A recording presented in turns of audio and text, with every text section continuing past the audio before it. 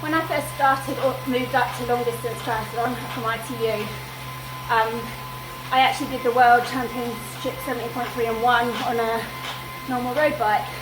So it wasn't until 2011 when I got my first time trial bike from Cervelo that people started using technical terms in terms of setup for me.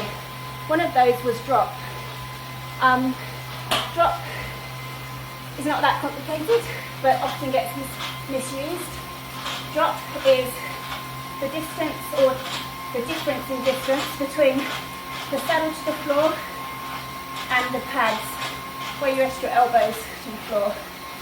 So it's that difference. Most time trialists have a drop of about between 10 centimetres and 20 centimetres. 20 centimetres being quite difficult to achieve on most time trial bikes. I cycle at about 14 maximum. And as this baby bump grows, I think it will get more outright. You're always trying to find a balance between drop and actual power output. A low drop will make for better aerodynamics because you limit the exposure on the front here. But sometimes it closes this hip angle up a lot and you can't generate as much power.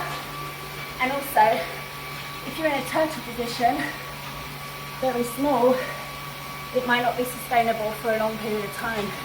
You may ride in for up to 5 hours, hopefully not more, in 180k.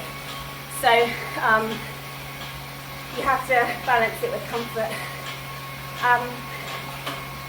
Drop can make a big difference to your performance, but not as much as training. So keep getting out there on the road or on the turbo if you have to, and have a good time.